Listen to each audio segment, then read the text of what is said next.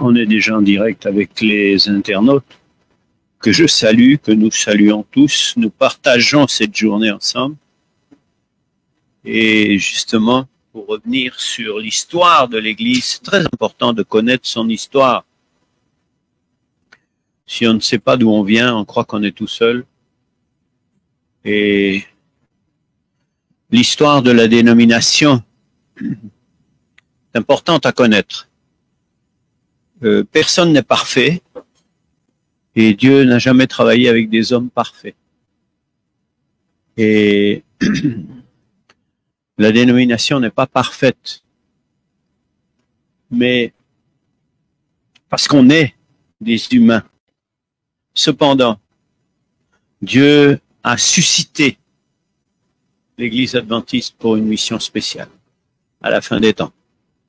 C'est la prédication du message, du dernier message à l'humanité, message des 3 anges et le message du 4e ange d'Apocalypse 18. C'est la raison d'être de l'Église adventiste qui est une Église mondiale. Il faut une Église mondiale pour un message mondial. D'accord? Alors les critiques, c'est facile. Vous avez des tas de chaînes, et en particulier une que tout le monde entend et connaît, et les adventistes ont suivi cette chaîne, venez, résonnons, qui résonne dans le désert, mais qui a dévié et qui passe son temps à critiquer. Nous sommes dans l'Église comme des malades dans un hôpital. Et si les malades commencent à se critiquer les uns les autres, ils vont jamais être guéris. Non, c'est au pied de Jésus. Il y aurait tellement de choses à critiquer dans l'Église. Mais pour critiquer, il faut être parfait. Et le seul parfait, c'était Jésus. Et Jésus n'est pas descendu pour nous critiquer, il est descendu pour nous sauver. Notre objectif, c'est pas de critiquer. C'est de sauver le plus grand nombre parce que Jésus a ouvert une petite fenêtre de sauvetage vers l'éternité. Si on rate cette fenêtre, on est des aveugles qui tapons dans les murs alors qu'on n'a pas de lumière. On va jamais trouver la sortie. D'accord? Donc, chacun poursuit son objectif. N'est-ce pas? Certains veulent faire des chaînes YouTube, récolter des fonds et rester sur des canapés à faire des vidéos sans travailler. Mais le monde n'est pas fait comme ça. Le monde, il est fait de gens qui ont un objectif. Et Dieu a préparé d'avance pour chacun d'entre nous des bonnes œuvres, tous les jours, pour qu'on les pratique. Avec mon voisin, ma voisine, là où j'enseigne, là où je travaille, là où je suis à l'hôpital, si je suis hospitalisé. L'apôtre Paul était prisonnier. Il prêchait dans les chaînes. Donc, là où Dieu nous place, on a toujours le même objectif. C'est une question de vie ou de mort éternelle. La petite vie que nous passons sur cette terre, c'est même pas un clin d'œil par rapport à l'éternité. Mais Dieu a voulu que nous soyons là uniquement pour une seule raison. Choisir qui nous voulons suivre. Satan qui descend à la punition et à la mort éternelle, ou Jésus qui veut nous sauver pour l'éternité. Il n'y a que 2 chemins. Et nous sommes sur cette terre juste pour choisir. Après avoir choisi, on peut s'endormir tranquillement. Et plus vite on s'endort, moins on a d'ennui. Parce qu'on dort tranquillement et on verra Jésus qui revient. Mais ceux qui sont encore vivants, c'est que Dieu a quelque chose à faire avec nous, à travers nous. Par l'amour. Pas par les querelles, pas par la critique. La transformation du cœur, la clé pour ouvrir le cœur des gens, c'est l'amour. Il n'y a pas d'autre clé. C'est pas par les raisonnements humains. C'est pas par la force, par la puissance. C'est par mon esprit.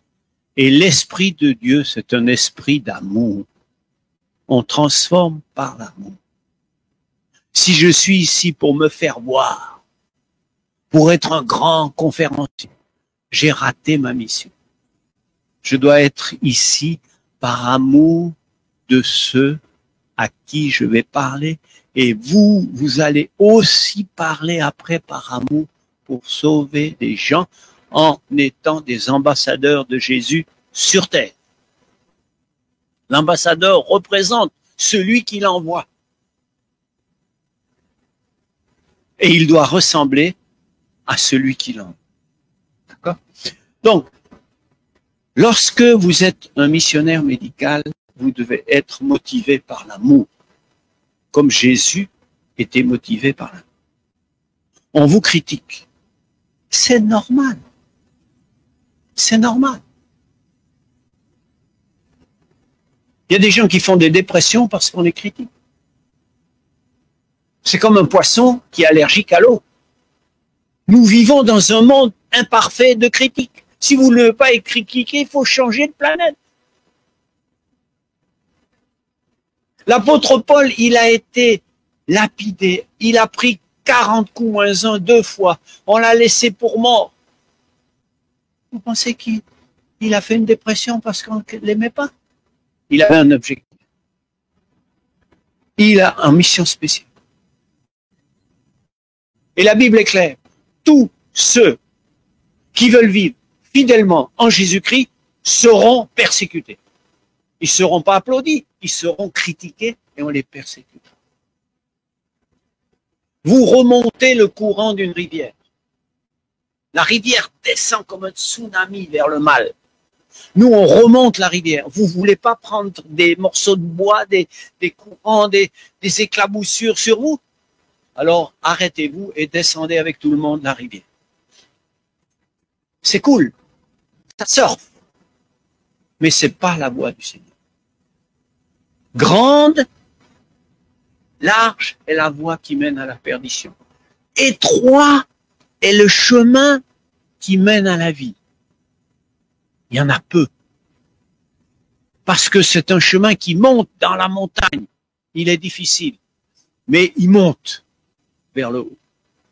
La rivière, elle descend. Et c'est ce que ce monde est en train de faire. Il descend. Et lorsque nous montons la rivière, nous prenons par la main des gens qui nous suivent et les gens eux-mêmes prennent par la main et ça fait une chaîne qui monte vers Jésus. OK? Donc aujourd'hui, on va voir encore, on a choisi ce week-end de parler des choses que vous allez rencontrer toute votre journée. On a vu les cancers, on a vu combien c'est important de préserver son cerveau, le cœur de la machine qui nous permet de prendre les bonnes décisions. Et ces bonnes décisions, le cerveau doit être exclusivement réservé au Saint-Esprit. Chaque matin, vous vous levez, en tombant du lit, vous devez tomber à genoux. Parce que avant même que vous vous leviez, l'esprit de Satan essaye de rentrer en vous disant « Tu as vu comment on m'a parlé hier? Tu as vu cette sœur qui m'a pas salué ?» Tu dis « Satan, laisse-moi tranquille, j'ai autre chose à faire que des petites cancaneries, des polémiques. Non, non, non, non. » On tombe à genoux et on fait la prière de David. Vous la connaissez? Non. Non. Psaume 143, 8 à 12. Fais-moi, dès le matin, connaître ta bonté. Conduis-moi sur le chemin où je dois marcher. Montre-moi. Là, vous devez apprendre cette prière par cœur. Elle vous motive, elle vous dirige, et c'est Dieu qui vous prend en main votre journée. Et quand vous sortez, même s'il y a du vent, il y a de la tempête, il y a des critiques, vous savez que vous avez votre main dans la main du Tout-Puissant. Et il a dit, le chrétien tombe, mais il le relève toujours.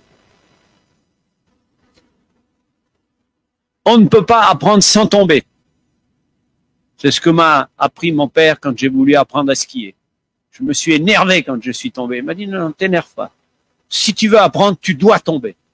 Et après, tu sauras, tu apprends à chaque chute, comment ne plus recommencer. L'important, c'est pas de tomber, c'est qu'il faut toujours se relever.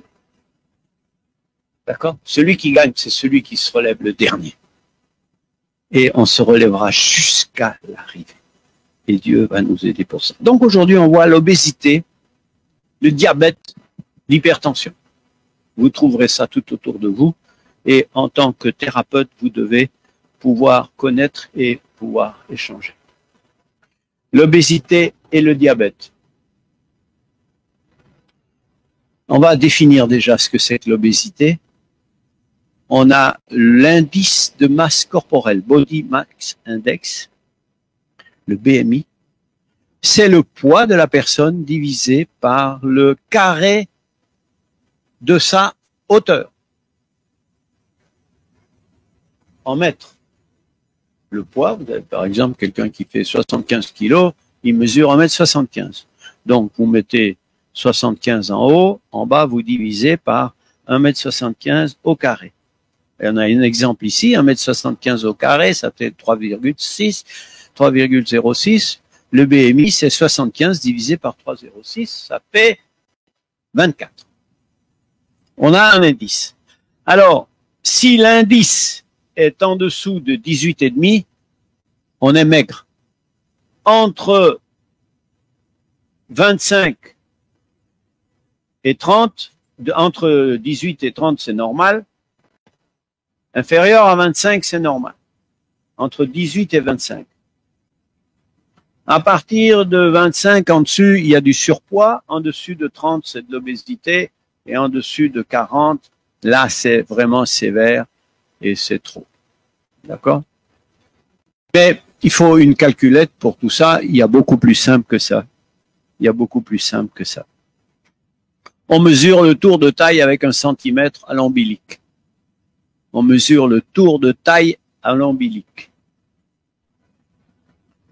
Et on voit que en dessus d'1 mètre de tour de taille chez l'homme, pardon, excusez-moi, voilà, faut que je m'habitue, et de 90 cm de tour de taille chez la femme, ou alors si le tour de taille est supérieur à la moitié de la hauteur de la personne, là, on est en danger et on est déjà sur le chemin du pré-diabète. Pré-diabète. Il y a un risque. D'accord? Et lorsqu'on fait le tour de taille de la personne, on mesure le tour de taille chez l'homme, vous voyez que le tour de taille et le BMI, eux, c'est des courbes qui sont pareilles. Plus le ventre grossit, plus on est dans des BMI, forcément, qui augmentent. Et là, on a le risque de diabète qui augmente. D'accord? Donc, 1 centimètre de couturière vous donne déjà des bonnes idées. Comme on a dit hier, le symptôme, c'est un signal, c'est un cri d'alarme du corps pour vous dire il y a quelque chose qui ne va pas. La santé, c'est le résultat de l'observance des lois de la santé. La transgression répétée des lois va entraîner la réaction du corps qui va vous donner des signaux. Transgression des lois, ça marche pas, il y a un signal. Sur le tableau de bord, vous voyez quelque chose qui s'allume, vous dites aïe, il y a un signal, c'est quoi? Les plaquettes de frein sont usées à l'avant. Donc vous pouvez vous dire ce signal, il m'embête. Tu sais pas comment on pourrait arrêter ce signal sur le tableau de bord parce que ça me gêne quand je conduis. On va te donner un comprimé, tu vois plus rien. Tu mets une petite carte de visite devant le tableau de bord, tu n'es plus gêné. Mais est-ce que ça change quoi que ce soit? Non, tu n'as pas. Eh bien, après, tu vas tomber malade. Tu vas dans une descente, tu vas freiner et puis tu vas te retrouver ennuyé. Et tu continues quand même. Tu dis, il faut que je change les plaquettes, il faut que je change. Mais tu n'as pas changé et là, tu te trouves dans le ravin, c'est la mort. C'est progressivement que le corps, il te donne des signaux pour dire, hé, stop, stop, ça suffit, stop, stop. Les fumeurs, quand ils se réveillent le matin, pendant une demi-heure, ils toussent et ils crachent. Parce que la cigarette, paralyse le système d'évacuation pendant 30 minutes. Mais avant 30 minutes, il a déjà pris une autre cigarette qui paralyse, si bien que toute la journée, il n'y a rien qui s'évacue. Pendant la nuit, ça remonte, et le matin, il n'arrête pas de cracher, il tousse. Alors comme ça l'ennuie de tousser, de cracher, d'éliminer, il prend vite une cigarette, ça paralyse. Et tout reste dedans. Vous voyez?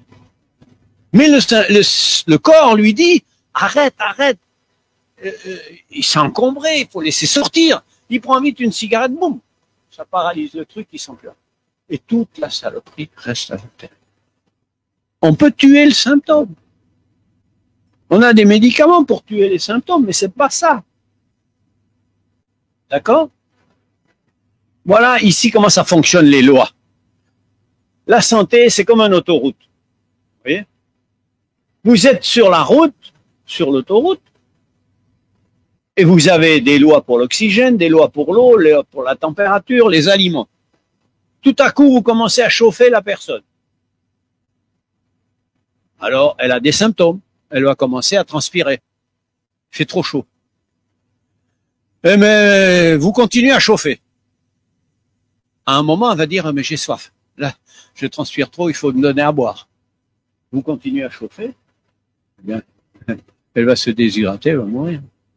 Maintenant, de l'autre côté, c'est pareil. Vous commencez à le congeler. Il frissonne. Il s'habille. Finalement, eh bien, il s'endort, il est gelé, il meurt.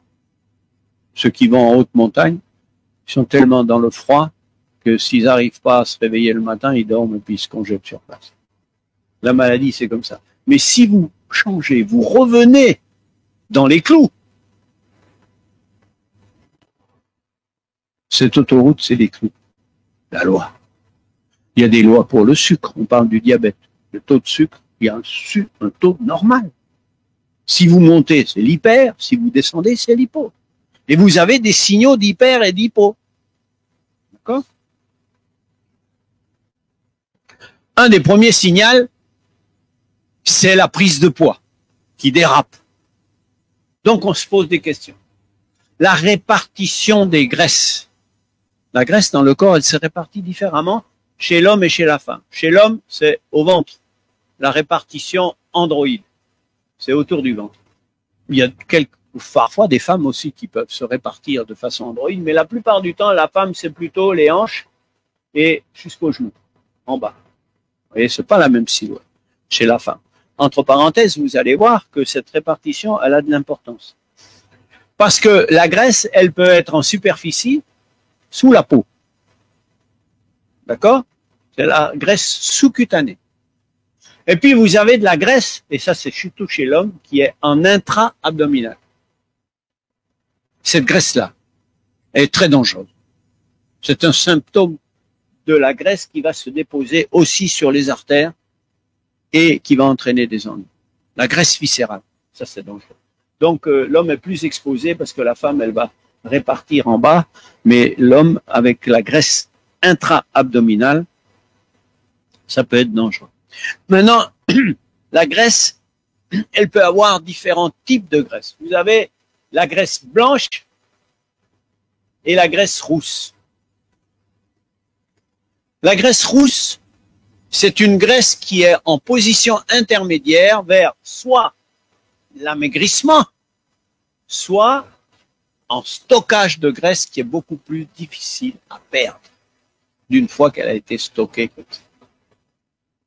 D'accord? Alors, on va maigrir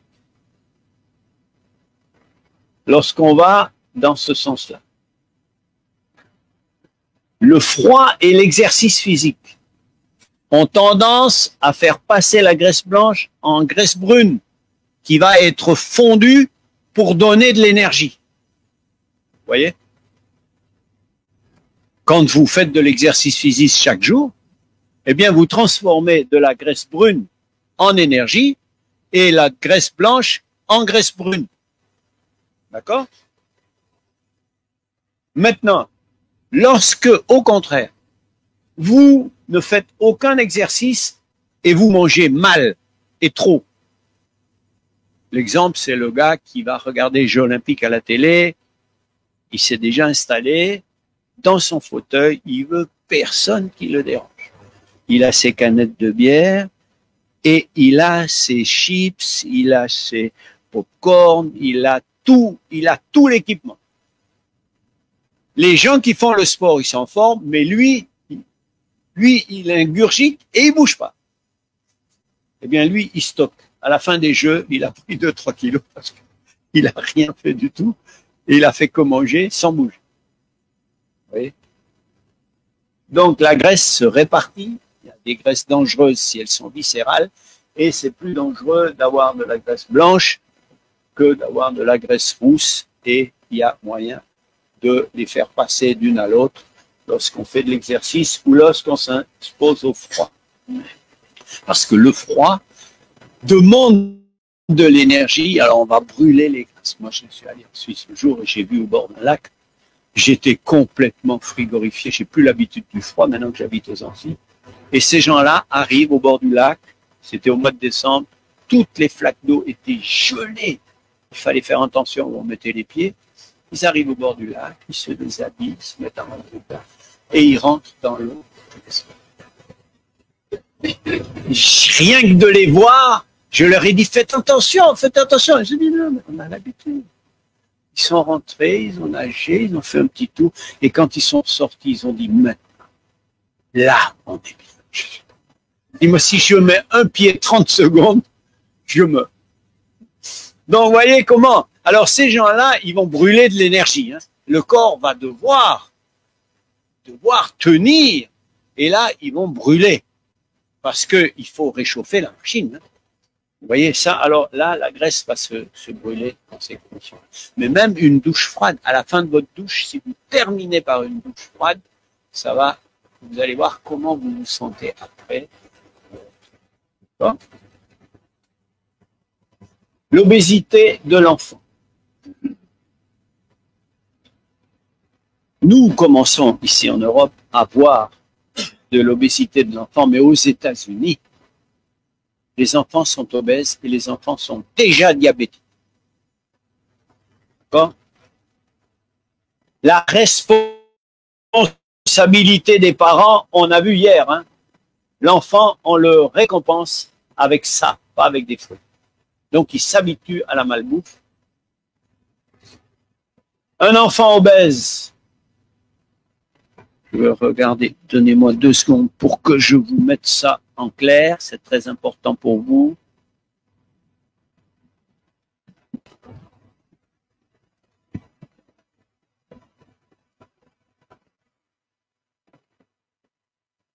Voilà.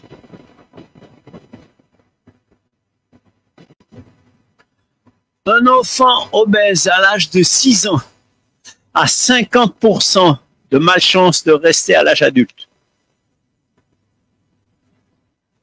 Vous comprenez ça? Un enfant qui est obèse à l'âge de 6 ans, 1 sur 2 sera obèse à l'âge adulte. 50% de ces enfants. 45% des calories alimentaires sont dédiées au cerveau à cet âge-là. Je vous ai dit ça hier déjà. Un enfant obèse à l'âge de 10 ans a une espérance de vie diminuée de 18 ans.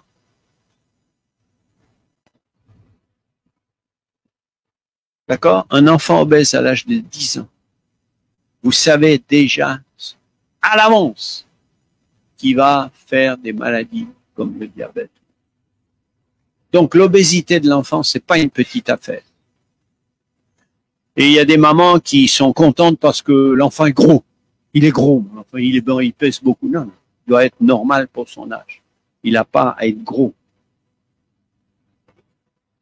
L'obésité des adolescents. Alors voilà. Les enfants, regardez ici. Ouais, où sont mes enfants là? Enlevez les écouteurs. Écoutez ça, Nathan. Et Andrea, où elle dort? Qu'est-ce que c'est que ça? Je rêve. Là, si vous passez dans une cité et que vous voyez dans la poubelle ça, en tant que missionnaire médical, vous savez que vous avez du travail dans cette cité. Parce que les gens qui jettent à la poubelle ça et qui mangent ça, ils sont des gens qui vont être obèses et qui vont développer du diabète. Lorsque vous buvez 1 litre ou 1,5 litre de coca, c'est comme si vous mangez un repas. Avant de commencer le repas. Il y a des femmes qui viennent me voir et disent, docteur, moi je mange presque plus rien, je grossis. Je dis, mais dites-moi ce que vous buvez. Ça compte. D'accord?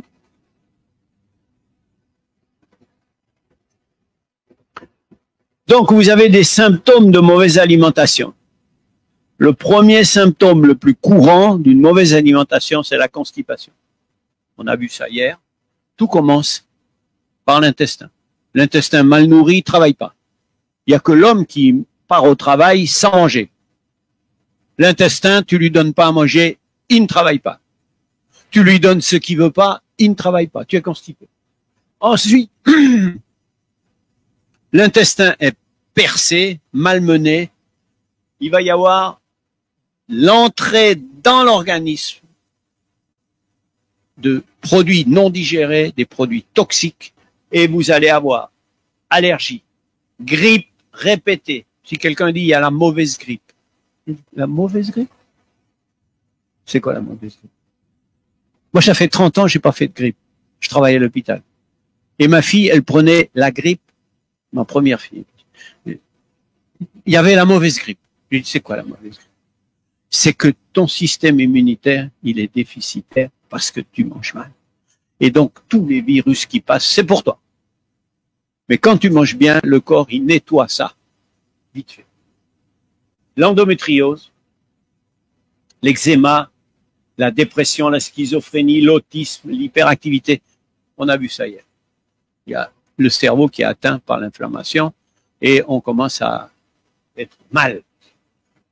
Surpoids, obésité, maladie, syndrome métabolique, on va voir ce que c'est, et prédiabète.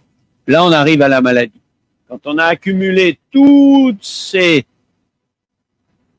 signaux sur le tableau de bord et qu'on continue à avancer dans la même direction sans rien changer, on va tomber dans la maladie.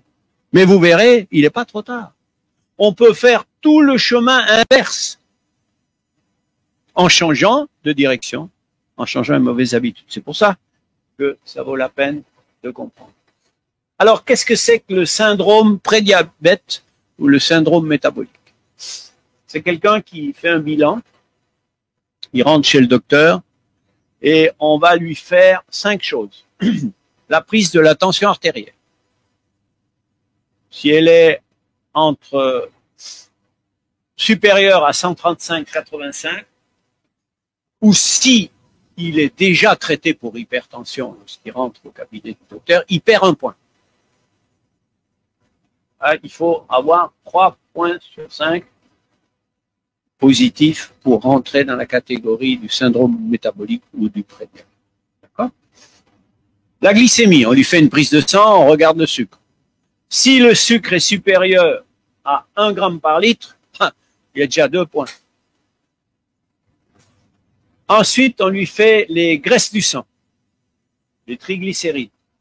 S'ils sont supérieurs à 1,5 gramme, le bon cholestérol chez l'homme, s'il est inférieur à 400, chez la femme inférieur à 500. Et puis, notre fameux tour de taille, supérieur à 1 mètre ou 90 cm chez la femme. Donc, ces 5 critères-là, si vous en avez 3 des 5, vous rentrez dans le prédiabète ou le syndrome métabolique, qui traduit un état qui vous met en risque de diabète. Si vous avez 3 sur 5, dans les 5 ans qui viennent, vous risquez le diabète. Alors, pas de panique. Vous avez 5 ans pour freiner et prendre une autre direction. C'est comme quand on se rate avec le GPS, on a pris la mauvaise direction, ben qu'est-ce qu'on fait? Il vous dit, prochaine sortie, il faut tourner, hein. Prochaine sortie, tournez, faites demi-tour. Il nous dit, faites demi-tour. Et tu fais demi-tour et puis tu retrouves ta route, hein.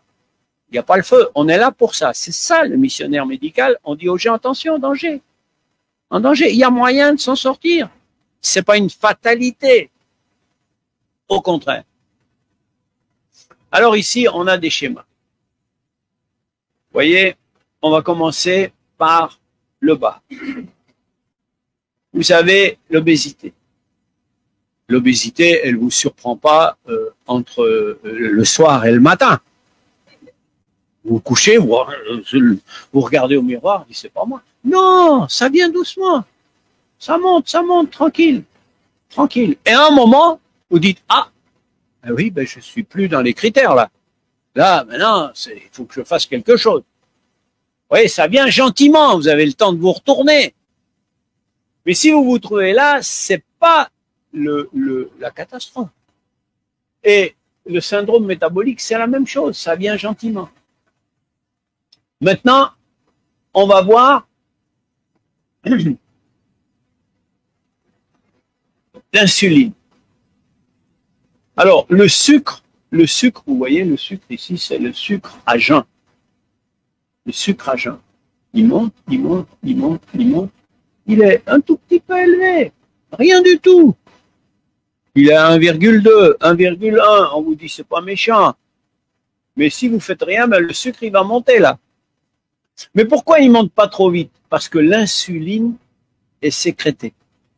Le pancréas, quand le sucre il dérive vers le haut, il injecte de l'insuline pour rétablir le sucre à la place.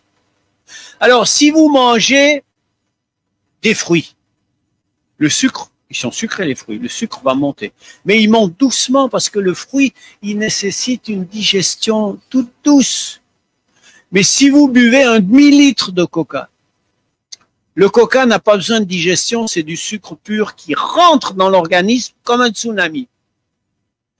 Tout ce qui passe par l'intestin ne rentre pas dans le sang immédiatement. Il y a un filtre, c'est le foie. Toutes les veines de l'intestin arrivent au foie. Et là, le foie, il stoppe tout ça. Il stocke le sucre en glycogène, réserve de sucre, et il distille doucement entre les repas pour qu'on ait toujours 1 gramme. Sinon, après le repas, on aurait 3 grammes, et quand on mange pas, on saute en repas, on aurait 0 gramme. Et il faut que ça reste comme ça. Sauf que le foie, quand il voit arriver un tsunami, il est débordé. Il n'a pas le temps de stocker. Alors, ça rentre dans le sang et vous avez le sucre qui va monter à 1,5 gramme. Et là, le pancréas s'affole. Il envoie de l'insuline. Et l'insuline va faire chuter le sucre. Mais le sucre va chuter. Beaucoup trop bas. Et quand vous descendez en dessous d'1 gramme, alors là, vous avez une fringale. Et vous remarquerez que les gens obèses, ils s'amusent à faire comme ça, comme ça, comme ça. Et ils ont toujours quelques biscuits sur eux au cas où. Au cas où il n'y a pas la famine demain matin, mais c'est que eux, ils se sentent obligés de manger quelque chose parce que le sucre est trop descendu. Ils ont envie de sucre. Parce que dans leur façon de manger, le sucre, il fait ça. Il fait pas comme ça, gentiment, parce qu'ils mangent des choses trop sucrées. Des barres chocolatées, des trucs sucrés qui font que le sucre monte, l'insuline injecte, il redescend, ça remonte, ça redescend. Et c'est très dangereux. Les hypoglycémies, c'est très dangereux pour le cerveau. Parce que le sucre, c'est le carburant de la cellule nerveuse. Quand il n'y a plus, le cerveau souffre. Et normalement, on devrait toujours avoir un sucre régulier pour le cerveau. Pas trop, pas trop peu. Alors, vous voyez ce qui se passe ici, on revient sur le schéma. Vous avez le sucre qui commence à monter. L'insuline monte. Et là, on appelle ça l'hyperinsulinémie. On a le sucre pratiquement normal, mais l'insuline, elle est à fond pour essayer de maintenir ce sucre. Parce que le client, il mange sucré toute la journée. L'insuline, elle injecte toute la journée pour tenir le sucre. Mais un jour, le pancréas se fatigue et l'insuline ne peut plus monter. Elle est en plateau maximum. OK? En plateau maximum, le sucre, à ce moment-là, il commence à monter. Mais le pancréas ne peut plus réagir, il est au maximum. Et pendant quelques années au maximum, le pancréas, il s'épuise et l'insuline commence à descendre. Et quand l'insuline commence à s'épuiser, boum! Alors le sucre, là, il n'y a plus rien qui le retient. Et il monte. D'accord? Et puis, on arrive à ce croisement-là, où on va parler de diabète. D'accord?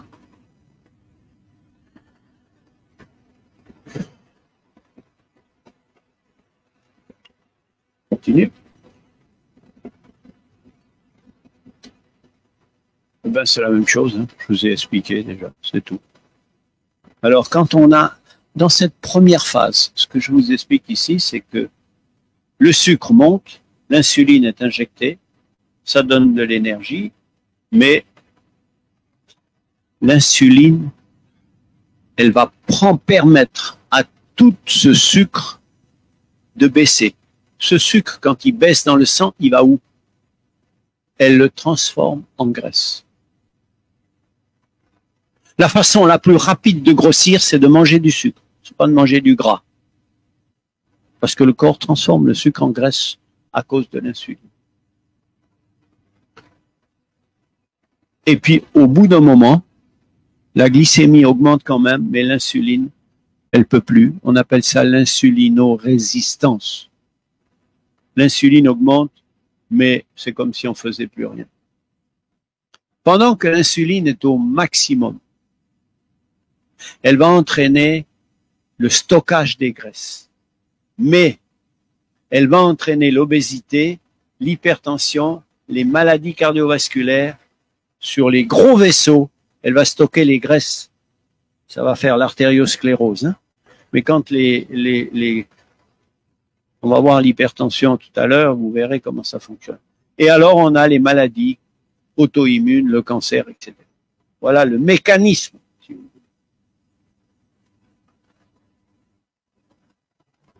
Lorsque le taux de glycémie augmente en dessus de 1,5 g, on est dans la classe de diabète. Il est encore temps d'agir. La situation n'est pas irréversible. Mais si vous allez voir un médecin, il va vous donner un médicament qui fait descendre le sucre, mais il ne va pas changer la cause. Donc, vous êtes abonné à un renouvellement d'ordonnance à vie. Il n'y a pas mieux qu'un diabétique pour faire fortune. Tout le monde gagne avec un diabétique. Il ne faut surtout pas le guérir. Docteur, infirmière pour les injections, ambulance. Après, on passe en dialyse. Après, on est abonné à l'hôpital. Formidable. Les médicaments n'ont rien guéri. Du tout. Ils vous abonnent. Vous prenez un abonnement avec tout le monde. Et puis, après la période de prédiabète, vous tombez dans le diabète. Le diabète ne touche pas les gros vaisseaux. Il va toucher les tout petits capillaires. Ceux qui finissent. Et ces petits capillaires vont toucher l'œil, baisse de la vue, vont toucher le rein. Le rein va donner l'hypertension. Vont toucher les orteils. Alors l'insuffisance rénale vous amène en dialyse, mais là vous allez à l'amputation. Hein.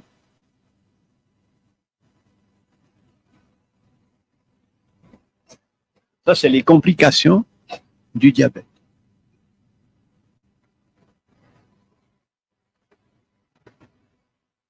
Y a-t-il une alternative à la résignation et à l'inéluctable? Moi, je suis diabétique. Je suis pris en charge. 100%. Donc les gens, ils se disent après tout. Hein? Non. Oui. Mais ça ne dépend pas du docteur. Ça ne dépend pas de la grandeur de l'hôpital, des spécialistes, des derniers examens. Ça dépend de vous. Mais il faut savoir. Il faut savoir. Et c'est pour ça que vous êtes ici. Le corps est une machine créée par Dieu qui se guérit elle-même si on la met dans des bonnes conditions. On n'a jamais vu ça avec une voiture normale. Première chose avec une voiture normale, on dit elle a combien de kilomètres? Tu achètes une voiture d'occasion, il y a combien de kilomètres? 100 000. Bon. 200 000, tu dis, bon ça, on a compris. Plus les kilomètres montent, plus la voiture. Avec le corps humain, c'est le contraire. Combien tu marches par jour? 10 kilomètres, je prends. 0 kilomètre à la casse. Tu as compris? Il y a danger. Il y a danger. Plus là, c'est exactement le contraire. Que toutes les étapes sont réversibles. Entre vos mains, même si vous êtes diabétique. C'est une bonne nouvelle, ça. D'accord? Les lois ne changent pas. Les lois ne changent pas. Il faut traiter la cause du mal. 3 étapes qui s'ajoutent pour retrouver la santé. Il y a des étapes qu'on va franchir pour retrouver la santé. Première étape, contrôle du poids. En même temps, pas après, exercice physique. Troisièmement, alimentation correcte. Voilà les étapes. Chez l'enfant, dès la crèche à la maternelle, favoriser l'exercice des enfants. Tablette, jeux vidéo, portable, télé. Catastrophe. Ça, c'est les armes de l'ennemi pour détruire les enfants. Regardez derrière vous, là-bas, au fond, tout comme ça. Donc les enfants, il faut les inscrire au sport, à la marche, à la natation, au vélo, avec les parents. Les parents doivent se bouger avec les enfants. D'accord? Je vais vous dire une chose. N'inscrivez pas vos enfants à n'importe quel sport. Les sports d'arts martiaux qui consistent à prendre quelqu'un qui est debout et à le mettre par terre. D'accord? Le sport de Jésus, c'est qu'on prend quelqu'un qui est par terre et on le met debout. Exactement l'inverse. On n'a pas besoin de se défendre quand on a un ange gardien capable de nettoyer 180 000 personnes. Vous comprenez? On doit apprendre à nos enfants à compter sur Dieu, pas sur nous. Je vais pas m'entraîner pour me défendre. C'est de la blague. C'est pas sérieux. J'ai un ange gardien suffisamment puissant pour me défendre. D'accord? La Bible dit que quand Dieu approuve les voies d'un homme, il dispose favorablement à son égard même ses ennemis. Donc Dieu est capable d'arrêter mon ennemi et puis il fait ses affaires. Bon. Inscription au sport ou alors on sort. Programme scolaire. Alimentation végétalienne. Pas de graisse animale. Sans sucre. Bonbons, glace. Grignotage entre les repas. Boire de l'eau. Maintenant les enfants, tu leur donnes de l'eau, ils ne veulent pas de l'eau. Hein. C'est fini l'eau. Fanta, Coca, etc. Un bon petit déjeuner sans chocolat. Parce que le lait normal, non. le lait de soja nature. Non, il faut du soja, vanille, machin, bien sucré. Chocolat. Mais laissez-vous pas prendre avec les chocolats du petit déjeuner. Vous savez, les trucs chocolatés, là. Non, pas les céréales. Tu prends ta cuillère et tu mets du choco, machin, de tout, hein. Les poudres chocolatées, plus de 50%, 60%, c'est du sucre. Donc, vous sucrez. Il s'habitue au sucre. Il n'y a plus de sucre, on ne boit plus. Non. L'enfant, quand il est petit, il s'habitue à ce que tu lui donnes. Tu lui donnes sucré jusqu'à l'âge de 10 ans. Après, tu dis, ah, tu sais, il faudrait plus. Là encore, tu vas pouvoir le convaincre. Mais à l'adolescence, il te regarde, il disait, tu as perdu la tête, papa? Qu'est-ce qui t'arrive? T'as vu ça où? C'est fini, c'est fini, c'est fini, c'est fini. Il faudra attendre qu'il soit malade à la trentaine pour qu'il se dise, il y a un truc. Donc, instruis l'enfant dès le plus jeune âge. Mes enfants, quand ils passaient devant des boucheries, ils me disaient, papa, viens regarder, viens regarder. T'as vu? Ils mangent ça, les gens? Wow. Ils disaient, on ne peut pas manger tous ces cadavres. Qu'est-ce que c'est que ça? Mais maintenant, tu as des gens qui voient ça, ils disent, waouh, chouette, ouais. Pilon, il y a du pilon, il y a des machins, il y a des queues de cochon, il y a... On a habitué notre goût, on a pris des habitudes. Pour la récré, chaque rentrée, on nous fait la pub à la récré pour le dernier biscuit de la récré. Alors qu'on devrait donner des fruits aux enfants. Donc là, on doit éduquer les mamans déjà. Ça coûte pas une fortune d'acheter des fruits. Il faut pas me dire que d'acheter du riz, d'acheter... Non, non, non, non. C'est pour ça que je fais mes courses à Lidl. Point. Comme tout le monde. Je vais pas dans une boutique spéciale docteur, tout bio. Non, restons calmes. Il y a à manger pour tout le monde. Simplement. Simplement. Parce qu'on va parler à des gens qui n'ont pas les moyens de s'acheter des trucs pas possibles.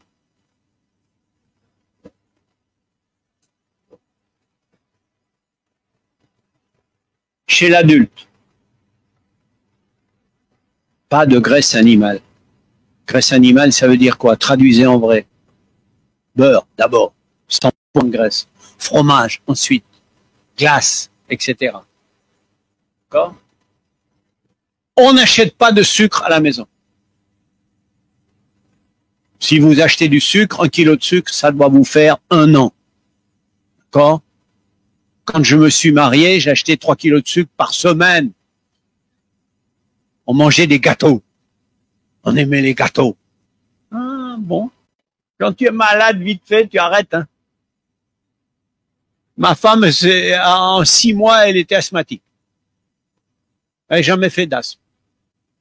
On m'a dit, elle n'a qu'à manger normalement. J'ai dit, qu'est-ce que c'est normalement? On m'a expliqué. Et l'asthme disparaît. Ah, ça marche vite, hein? Ne pas grignoter entre les repas. Et les biscuits, c'est fait pour ça. Hein? Non.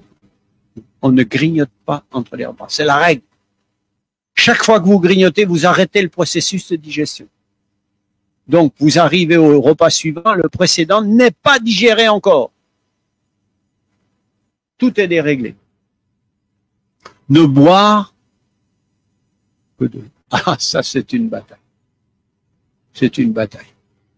Je ne sais pas ici, mais aux Antilles, les mamans, l'eau, c'est pas bon pour les enfants. Non, il faut du jus. Du jus. Du jus de n'importe quoi. Et on dit, mais si c'est un jus fait maison, oui, mais maison, mais tu vois pas le sucre que tu rajoutes. Essaye de faire un jus sans rajouter de sucre. Personne n'a pas ça. Personne ne veut pas. Faut rajouter. Tu manges les fruits ou alors tu fais ton jus, d'accord. Tu fais ton jus. Quand tu as fini de faire le jus, tu jettes le jus et tu manges le reste. Tu as compris? Alors tu dis, bon, c'est pas la peine, j'ai acheté un truc pour rien, alors si je jette le jus. Parce que le jus, c'est quoi? L'eau sucrée du fruit. Et puis, comme c'est pas assez sucré, le fruit, alors tu es obligé de rajouter. Mais Dieu, vous savez, le fruit, c'est un prêt à manger. Dans la mode, vous avez le sur-mesure et le prêt à porter. Dieu a fait un fruit, on n'a rien à faire. Pas de cuisson, pas de cuisine. Tu prends, tu manges. Et c'est dans les fruits qu'on a toutes pour nous guérir. Nous, on jette 80% du fruit, on garde juste l'eau et le sucre. Ça, c'est pas bien. D'accord? Les jus de légumes, ça, vous pouvez. D'accord? On les donne aux cancéreux, les jus de... Ne pas manger après 18 heures. Parce qu'il vous faut 4 heures de digestion avant de dormir. Alors, j'avais quelqu'un qui me disait, moi, avant d'aller au lit, je dois être calé. Non, il qu'à manger, mais pas une petite affaire. Pourquoi? Parce que dans notre société actuelle, il faut comprendre une chose. Le matin, on est pressé. On se lève, c'est tasse de café, biscotte vite fait. À midi, petit sandwich. Mais alors le soir, c'est pas la plaisanterie le soir.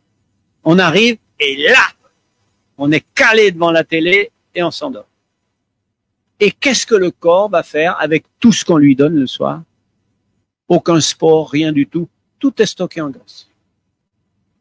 Maintenant, vous prenez exactement le même régime. Tout ce qu'il mange. Tout ce qu'il mange le soir, tu le lèves un quart d'heure avant et tu lui donnes avant de partir le matin. À midi, il mange son sandwich et le soir, il prend sa biscotte. Là, il va maigrir et l'autre va grossir. L'un, il va faire le diabète, l'autre, il a toute la journée pour distiller son repas, il n'y a pas de problème. Vous comprenez? C'est comme ça. Et là où j'étais en stage en Amérique, on commençait le matin avec les pommes de terre, le riz, les haricots, la salade, le repas du matin. Après 1 heure de marche, à midi, on avait notre petit déjeuner, bien, il était un bon petit déjeuner, hein, correct. Il y avait les fruits, il y avait le porridge, il y avait la semoule, tout ce qu'on voulait. Mais le soir, niet. D'accord. Ben là, tu vas voir si tu grossis. Et puis tu fais encore du sport, t'as pas de problème. T'as pas de problème. Prendre un bon petit déjeuner, 1 demi-heure par jour d'exercice. C'est pas difficile, hein, vous pouvez marcher, vous allez faire. Au lieu de prendre le téléphone pour faire des cancans, vous allez chez la voisine. À pied. À pied. Non, mais c'est vrai, quoi. Vous trouvez votre voisine et pour les grands-parents, au lieu de leur acheter un fauteuil qui fait de la musique, qui peut regarder le feuilleton, tu lui achètes des baskets pour qu'il puisse marcher. Sinon, il ne va pas sortir du fauteuil. Les personnes âgées, si elles font pas d'exercice, vont automatiquement perdre leurs muscles, avoir des douleurs articulaires et tout. J'ai mal ici, j'ai mal là. Tu marches, tu n'as plus mal. Tu marches pas, tu es tout ankylosé, tu sais pas quoi. D'accord? Exercice physique pour maigrir. Tout le monde peut faire son exercice. Même si tu marches 10 mètres, tu as marché 10 mètres. Il y a même des obèses en Amérique qu'on n'a jamais vu en France. On n'a jamais vu ça. C'est des monstres. Et je leur ai dit dans ces instituts de santé, comment vous arrivez à faire maigrir des gens comme ça? Il m'a dit, ils peuvent pas marcher. Ils sont trop lourds. On les met dans des piscines. Dans l'eau, ils arrivent. Parce que l'eau... Et ils commencent à traverser la piscine d'abord. Quand ils sortent de la piscine, ils peuvent marcher. Et il y a des gens qui ont couru le marathon. Alors, ça veut dire que tout le monde peut. L'exercice modéré est plus important que l'exercice intensif. L'exercice intensif, c'est pour les Jeux olympiques. Mais pour perdre du poids, il faut un exercice modéré. Je vous explique pourquoi. Il ne faut jamais être essoufflé. Parce que quand vous êtes essoufflé dans un exercice physique, l'essoufflement, c'est un signal du corps pour vous indiquer qu'il manque d'oxygène. Quand il n'y a pas assez d'oxygène, on ne brûle plus de graisse. Alors, il y a des gens dans les salles de sport, ils mettent un kawaii et ils transpirent. Ils arrivent chez eux, ils ont perdu 1 kilo d'eau. Le lendemain matin, ils ont le même poids, ils n'ont pas perdu 1 gramme. Ça sert à rien. C'est pas fait pour perdre du poids. C'est un entraînement différent. Si vous voulez perdre du poids, si vous êtes essoufflé, vous montez une pente, vous êtes essoufflé. Vous redescendez la pente. Continuez votre exercice, mais en diminuant la cadence. Arrivez en bas, vous n'êtes plus essoufflé. Eh bien, au bout de 10 jours, vous montez au sommet sans être essoufflé. Parce que vous êtes entraîné. Vous redescendez de l'autre côté. Vous voyez ce que je veux dire? Après, vous allez pouvoir monter 2 fois sans être essoufflé. Après même 3 fois. C'est l'entraînement. D'accord? Mais, quand vous avez un essoufflement, si vous voulez perdre du poids, il faut ralentir. Si vous persistez, vous allez commencer à transpirer, mais vous ne perdez plus de poids. Donc, chacun va à son rythme. Et chaque période s'additionne dans la journée. Vous comptez vos pas. Alors, au lieu de prendre l'ascenseur, vous montez l'escalier. Ça compte. Vous faites quoi, 5 minutes d'escalier, vous dites non. Mais vous rajoutez. Vous ajoutez. Vous voyez? Donc, c'est une chose. Tout le monde n'a pas les loisirs de pouvoir, dans sa journée, aller faire du sport, n'importe quoi. Mais il peut éviter l'ascenseur, il peut marcher, mettre la voiture, ce que je ne fais pas. Mettre la voiture le plus loin sur le parking du supermarché pour pouvoir marcher un peu. On voudrait rentrer dans le supermarché et rentrer avec la voiture dans le salon. N'est-ce pas? Comme ça, on tombe de la voiture dans le bureau et on tombe de la voiture dans le salon. Et on a marché 3 mètres par jour. On est content. Et comment voulez-vous que le corps il puisse être comme ça? Ça marche pas comme ça. Donc, ça s'appelle l'entraînement intermittent. Vous voyez? Là, vous faites un exercice, quelqu'un qui n'est pas entraîné, il fait un exercice, rapidement il est essoufflé. Il faudra un long moment pour qu'il retrouve, en diminuant, la respiration normale. Puis après, il recommence. Mais quand il sera entraîné, il va commencer l'exercice, il va tenir un long moment d'exercice avant d'être essoufflé. Et quand il diminue, rapidement, il va retrouver une respiration normale qui lui permet de repartir. Ça, c'est l'entraîné, ça, c'est le non-entraîné. Mais il reste toujours dans un créneau où il va brûler ses graisses. D'accord? Une marche rapide, mais pas trop. Maintenant, on a vu l'exercice. L'alimentation. On a vu, premièrement, comment ne pas grossir. Il y a des trucs à faire, manger entre les repas, les trucs sucrés, tout ça, c'était l'obésité, comment on contrôle l'obésité. Ok, maintenant, l'alimentation. Il y a des dangers en alimentation. Les premiers, c'est les aliments transformés. Tout ce qui ne pousse pas naturellement, qui est enrobé de quelque chose. Les produits transformés sucrés. Sucre, confiserie, chocolat, barres chocolatées, glace, confiture, alcool. Quand vous achetez quelque chose, vous regardez sur l'étiquette si vous voyez marqué sirop de glucose fructose. C'est du maïs transformé en sirop, inconnu dans la nature, que le corps ne peut pas reconnaître, donc on ne sent pas. Parce qu'on a des capteurs de sucre qui nous disent, si on mange trop de sucre, comme du miel par exemple, la Bible nous dit, le miel, ça va te faire vomir si tu en manges trop. À un moment, le corps, il dit, stop. Mais le glucose, le sirop de glucose fructose, c'est une machine à grossir. Vous achetez une purée, dans l'avion, on nous donne des compotes de pommes. Compote de pommes, tu dis, apparemment, c'est pas bon. Tu tournes, sirop de glucose. Actuellement, dans l'agroalimentaire, On n'emploie plus le sucre. C'est trop cher. Le sirop de glucose fructose, c'est des fûts de 200 litres qu'on envoie dans les usines à fabriquer des trucs et on sucre avec ça. Dans le monde entier, c'est pas cher, tant que tu veux. Et la courbe d'obésité, en particulier aux États-Unis où on ne trouve plus dans les supermarchés des aliments normaux, tout est transformé. Eh bien, ces gens-là, ils grossissent à vitesse grande. Alors, les sucres, quand vous allez sur Internet pour voir les recettes végétariennes ou végétaliennes, si vous voyez 300 grammes de sucre dans la recette, vous jetez. Regardez bien qu'est-ce qu'on vous donne comme sucre. Parce que le sucre, c'est du végétal. La bière aussi, c'est du végétal.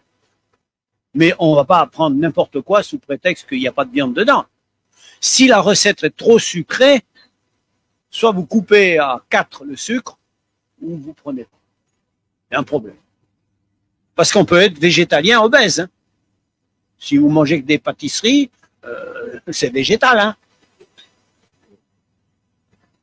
Donc, la graisse animale, et en particulier les produits laitiers, c'est pour ça.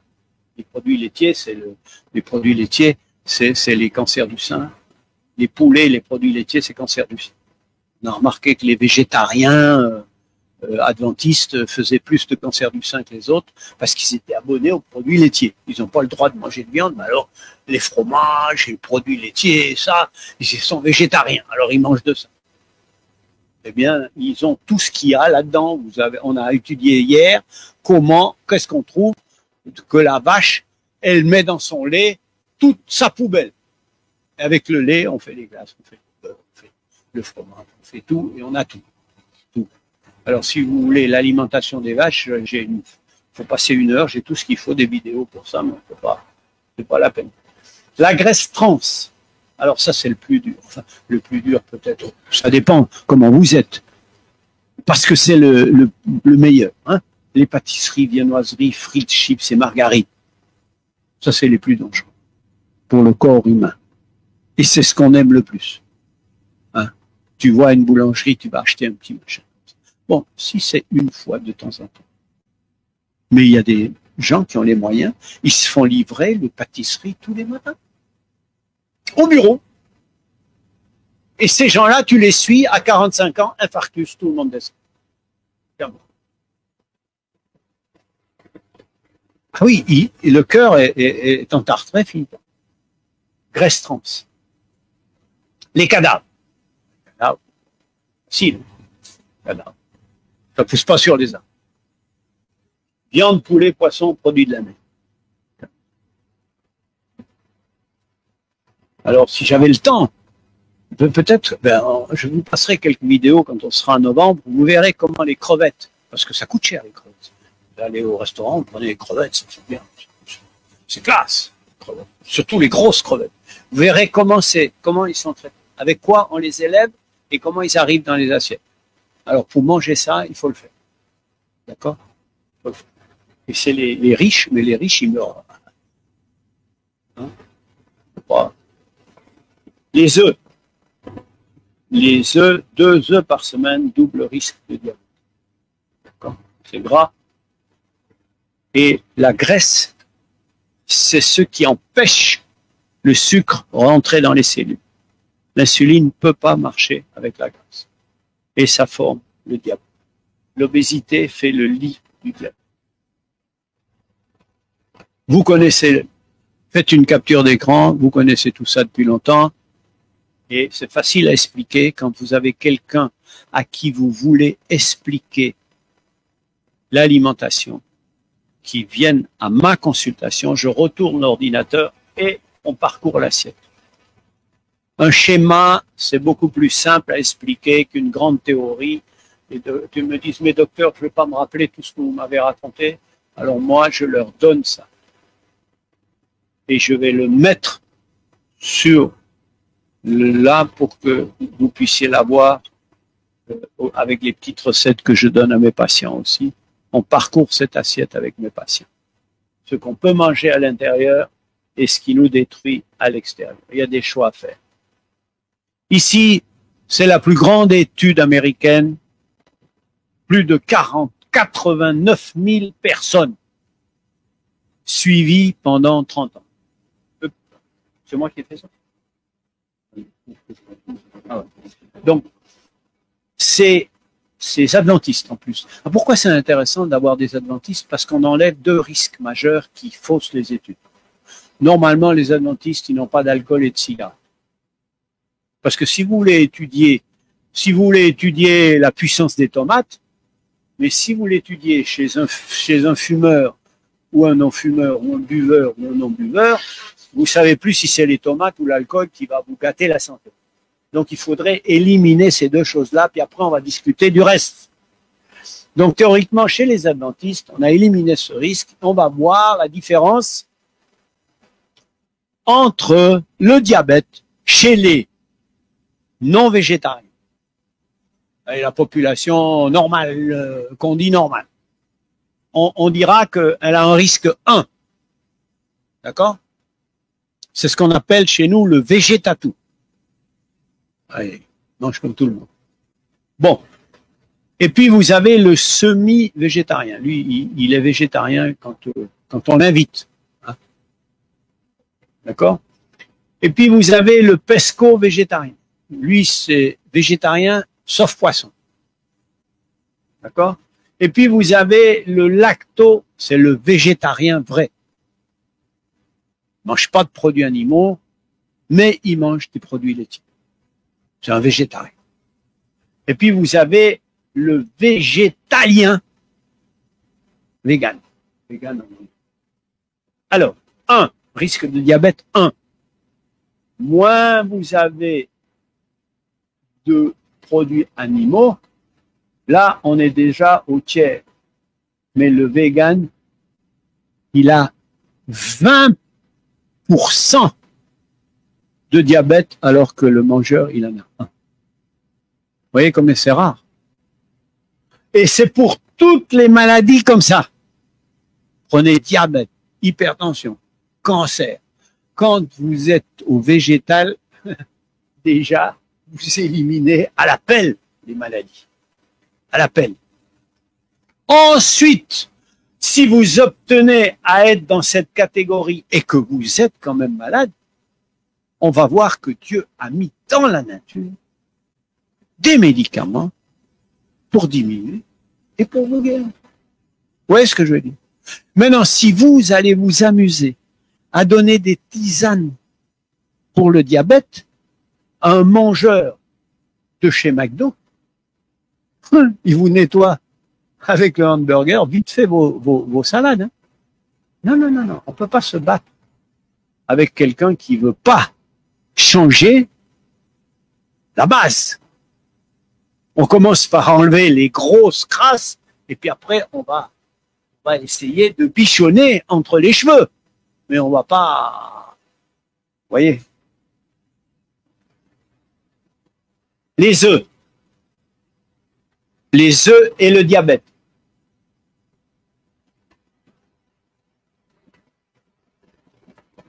Voilà quelqu'un qui mange en haut 1. Ici, 1. C'est celui qui mange moins d'un œuf par semaine. Il a un risque de diabète de 1. Celui qui mange de 1 à 2 œufs par semaine, il a presque doublé le risque, il a 1,76. Celui qui mange de 2 à 3 œufs par semaine, là, il a 2 fois plus le risque de diabète. 3 à 4 œufs, 2,59. Et 5 œufs par semaine, 1 œuf par jour, il a 3,3 au lieu de 1 risque de diabète. Rien que les œufs seuls. Hein. Maintenant, vous rajoutez le bacon, les jus sucrés, l'obésité, le steak au barbecue, le match de foot devant la télé. Alors, vous augmentez les risques. On est d'accord? Il y a des échelles de risques. D'accord? Entre parenthèses, une pomme de terre apporte plus de protéines qu'un œuf. Hein. Donc, vous n'avez pas besoin de manger des œufs dont vous ne connaissez pas la provenance. Maintenant, si vous voulez élever des poules pour manger un œuf par semaine, à la limite, si vous n'avez que ça à faire, il n'y a pas de problème. L'alimentation, maintenant on va voir les remèdes. On a vu les risques. On a vu les risques. Il y a des mauvais élèves, vous ne pouvez pas les voir, ceux qui sont en ligne, mais il y a des mauvais élèves, ils n'arrêtent pas de rire. Alors, ils auront des mauvais points, ça c'est sûr. C'est sûr. Bon, l'alimentation qui fait maigrir et qui corrige le diabète. Ça, c'est pour donner des conseils à vos patients. D'accord? Les protéines végétales, ce que j'appelle les viandes du bon Dieu. D'accord? Il y a les semences sèches, pardon, excusez-moi, les semences sèches, qu'on appelle les, comment on les appelle? Légumineuses. Voilà les élèves qui connaissent. Légumineuses. Haricots, lentilles, pois, soja, quinoa. D'accord? Vous connaissez ça par cœur. Les semences oléagineuses. Oléagineuses, c'est qu'il y a de l'huile dedans. Les amandes, le lin, les noix, les noisettes, les pistaches, de courge. OK? Ça, c'est important. Alors, je dois m'arrêter un petit peu sur... D'abord, j'ai marqué les semences par rapport aux cadavres. Parce que les viandes du diable, c'est des cadavres. Les viandes du bon Dieu, c'est des semences. Entre un cadavre et une semence, vous les jetez et vous voyez ce qui se passe. Le cadavre, ça pourrit, la semence, il y a la vie. Alors, on mange la vie ou on mange la mort. Comment vous voulez être vivant en mangeant des morts toute votre vie? C'est dur. Et 90% de la population, ils vous expliquent que les hommes de Cro-Magnon étaient des chasseurs-cueilleurs. C'est une blague. Pourquoi? Parce que le mangeur de viande, il est décalcifié. Et 5 ans après, il n'y a plus d'os visible dans la terre. Donc, tous les hommes préhistoriques qu'on retrouverait, c'est tous des végétaliens. Donc, ça ne marche pas leur théorie de l'homme des Cro-Magnons qui date de millions d'années. Il ne date pas de millions d'années. Vous mettez un gros mangeur de viande en terre, vous passez 10 ans après, il n'y a plus d'os. D'accord? Donc, tout ça, c'est de la blague.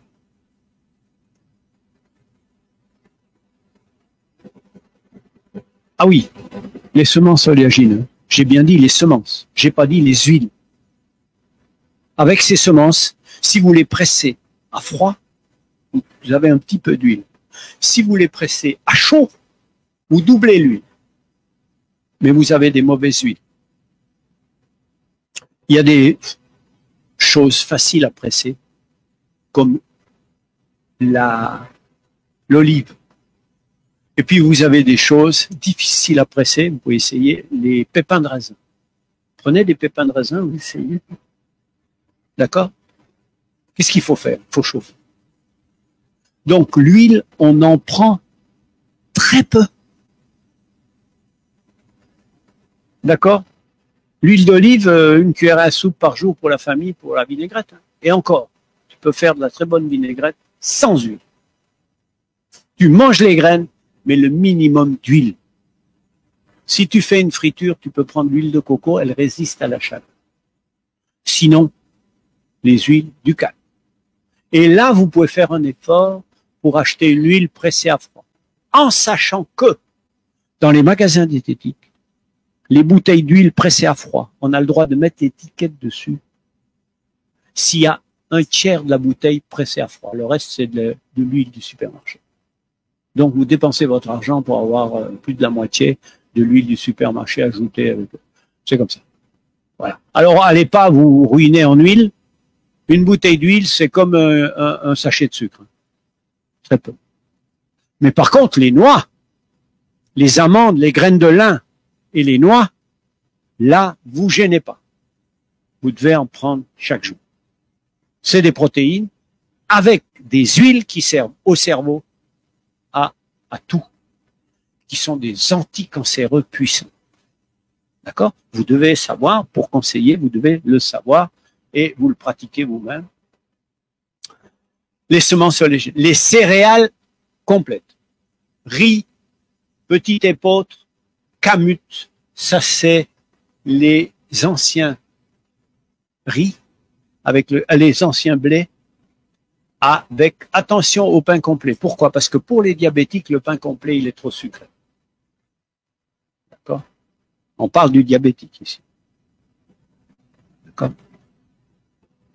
Donc, il faut prendre les anciens riz, petit épeautre ou camut. C'est une farine ancienne, elle est 2 fois moins chargée que les pains. Pourquoi on a transformé le pain? On l'a doublé en capacité. On l'a pas génétiquement transformé. Le blé, avant, il poussait haut et le vent le cassait. Avec la transformation du blé actuel, le blé, il reste petit, il se fait pas casser par le vent et puis il donne 2 fois plus. Donc, on l'a transformé pour ça. Mais tout le monde ne supporte pas. J'en profite pour faire une petite digression ici sur les sans gluten. Le gluten, c'est une protéine du blé. Cette protéine du blé, elle se trouve dans le blé, l'orge, le seigle et l'avoine. D'accord? Quand on a détruit son intestin, vous savez comment? Je ne vais pas revenir là-dessus. Il y a des gens qui ne supportent plus le gluten. Quand ils ont de nouveau mangé correctement et qu'ils sont redevenus normalement, ils supportent le gluten. La vraie intolérance au gluten, c'est une maladie qui se constate dès la naissance. L'enfant ne supporte pas le gluten. Maladie particulière.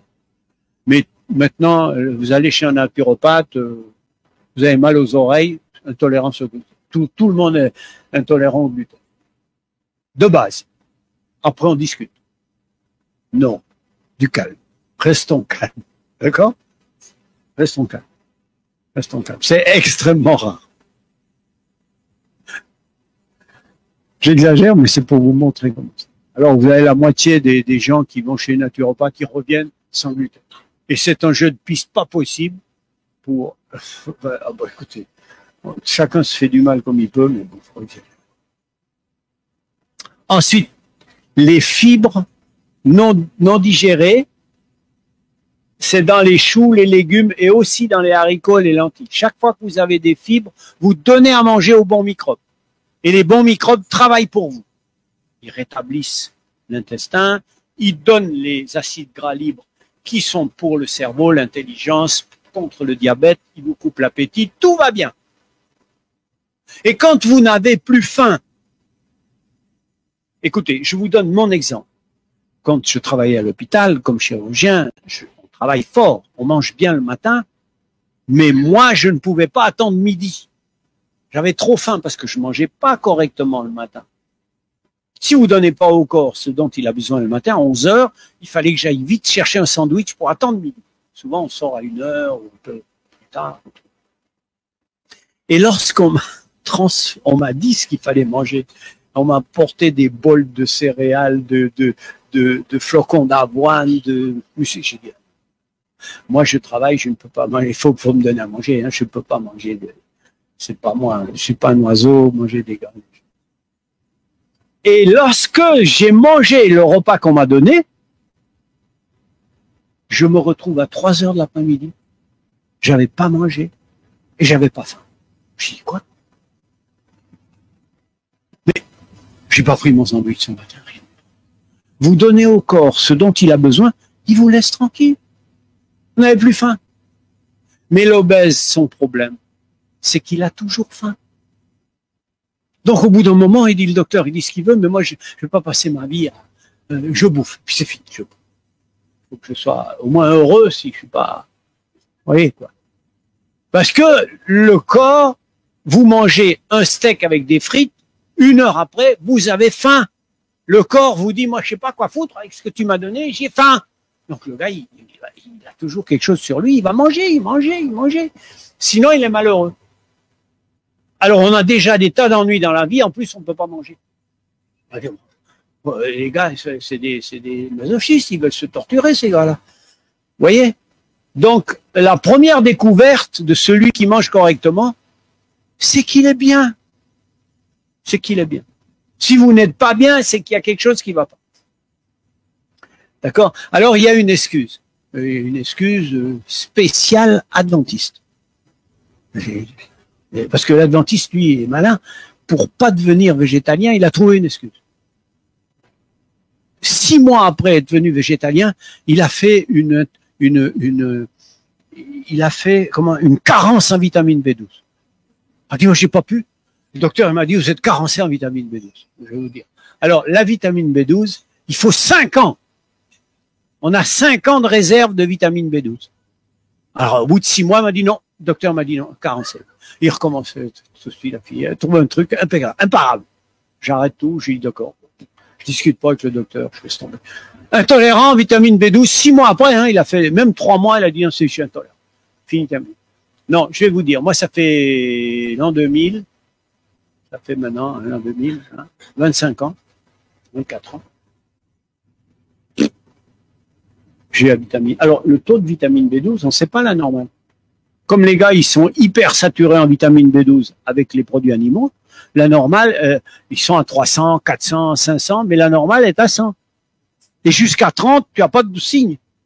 Mais moi, j'ai 100, puis bon, je prends un peu de vitamine B12 pour les enfants de temps en temps, je leur donne une ampoule, on fait 2, 3. Mais enfin, il n'y a pas de quoi paniquer. Hein. Et puis, je me rassure, j'en parle pas parce que des végétaliens stricts chez les adventistes, attends, excuse-moi. On a compris. Hein. Quand ils voient le docteur, mais après, oui, 5 minutes, ah ben c'est de votre faute, hein, ça, vous m'avez pas. Alors, protection contre le diabète, ça, on rentre dans les médicaments. Les graines oléagineuses, vous connaissez. Les noix, c'est des oméga 3. Ça ressemble au cerveau. Alors, les légumineuses diminuent la glycémie. Ça diminue la glycémie du deuxième repas. Vous prenez des haricots à midi, vous mangez le soir, la glycémie va être basse à cause des haricots de midi. Ça dure 2 repas. D'accord? Donc ça, c'est à manger tous les jours. Les plus puissants, c'est les pois chiches. Baisse de l'appétit, ça coupe l'appétit. D'accord? Et baisse du cholestérol. C'est des médicaments. On appelle ça des alicaments. D'accord? Bon, ça, je passe. Les graines de lin, on l'a vu pour le cancer. Les graines de lin, ça contrôle l'insuline et le cholestérol. Et ça contrôle le cancer, on l'a vu pour le cancer. C'est bon pour le cerveau, c'est bon pour tout. On ne peut pas vivre sans les graines de lin. Moulu. 1 à 3 cuillères à soupe par jour moulu dans le repas. Les choux, les légumes verts, les légumes jaunes, les tomates. Ça, c'est des guérisons. Le curcuma. Oui, le curcuma. Le curcuma, c'est un puissant anticancéreux, mais avec vous voyez le glucose, comment il descend, avec le curcuma. Le curcuma, c'est formidable, extraordinaire. Le piment de Cayenne. C'est bon pour dilater les petits vaisseaux du diabétique qui est malade. Il a les pieds froids, il a baissé sa vue, piment de Cayenne. 1 demi-cuillerée dans un verre d'eau le matin. C'est pas trop fort, c'est très puissant. Vous pouvez acheter un livre sur Amazon sur le piment de Cayenne, vous verrez, ça guérit plein de choses. C'est bon. Toujours avoir sur vous. La pomme, c'est rare, la pomme, on ne peut pas en trouver, c'est sûr. Donc, il faut l'éplucher. Hein. Vous voyez, ça fait baisser le cholestérol et ça fait baisser la glycémie. D'accord? Le pic de glycémie. Les fruits rouges, ça pour le diabétique. Vous voyez, la pomme, là, on est dans le cadre du diabète. On est en train d'essayer de faire baisser le sucre d'un diabétique. Hein. Ce que je vous dis là. Hein. Alors, ça, le diabétique et le cancéreux. Le cancéreux, il lui faut pas trop de sucre parce que ça développe le cancer, le sucre. Alors, ça, c'est bon pour le cancer. L'avocat ralentit la glycémie après les repas. L'orge, ça, on peut le mettre dans la soupe. D'accord? Le riz blanc et le pain blanc, ça fait monter le sucre. L'olive, la patate douce,